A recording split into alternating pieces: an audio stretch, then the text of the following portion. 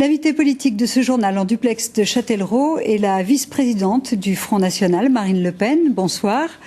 Vous êtes venue à l'invitation des militants locaux pour participer à un dîner-débat. Vous êtes aussi candidate à la présidence du FN au congrès de janvier. Est-ce qu'on peut dire que vous êtes un peu en campagne aujourd'hui ? Si on lui dit ça ce soir, on peut dire cela de moi depuis 8 ou 9 ans, que je vais dans toute la France pour rencontrer les adhérents, bien sûr les sympathisants du Front National, ainsi que les électeurs. En réalité, la compétition interne n'a pas réellement commencé, elle démarrera le 1er septembre, mais ça n'est pas en attendant le lancement de cette compétition interne que le Front National doit rester en inertie totale. Nous sommes là pour faire de la politique, pour parler du projet du Front National, des solutions qu'il propose, et de la situation, hélas, dramatique de notre pays. C'est ce que nous allons faire ce soir. Alors, pour succéder à votre père, vous serez opposé à Bruno Gollnisch. En quoi vous êtes une meilleure candidate ou en quoi votre projet est différent du sien ? Je ne crois pas qu'il y ait de grosses différences. Vous savez, le choix entre Bruno Gollnisch et moi n'est pas un choix antagoniste, parce que je pense qu'il a un certain nombre de qualités qui sont complémentaires aux miennes. L'important pour les adhérents du Front National et pour les électeurs qui voudraient devenir adhérents pour participer justement à ce congrès, c'est de savoir qui est le mieux placé aujourd'hui et en janvier pour pouvoir démarrer la campagne présidentielle, qui est le plus susceptible de pouvoir attirer à nous le plus grand nombre d'électeurs, parce que moi je n'ai pas le goût de l'effort inutile, vous savez.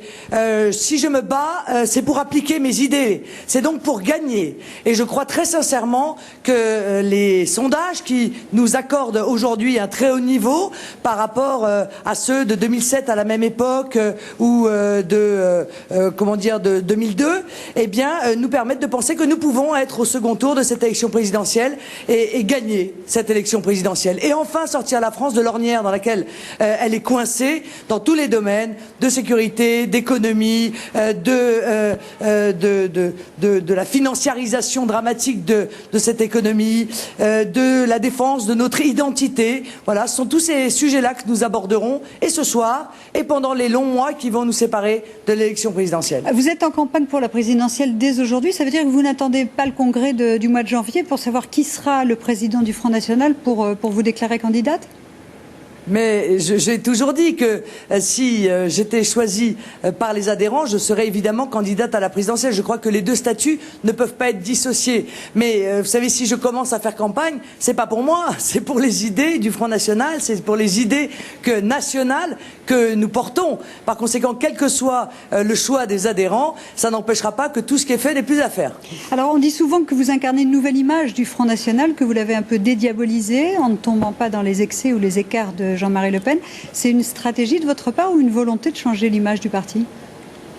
Non, je crois que je suis comme cela. J'ai cherché à dédiaboliser le Front National parce que je trouve que la diabolisation est une profonde injustice qui est faite et à notre mouvement et à ses électeurs.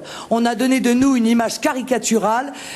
Nous sommes des Français fous amoureux de leur pays, tristes au fond d'eux-mêmes, comme beaucoup d'autres Français, de voir que notre pays va mal, et désespérés de nous apercevoir que les gouvernements qui se sont succédés dans les 20 dernières années continuent exactement la même politique mondialiste qui entraîne des délocalisations, la ruine de notre pays, le déficit tel que nous le vivons aujourd'hui, la dette, l'absence de fermeté, le laxisme. Voilà, c'est tout cela que nous voulons changer. Merci beaucoup Marine Le Pen d'avoir accepté notre invitation.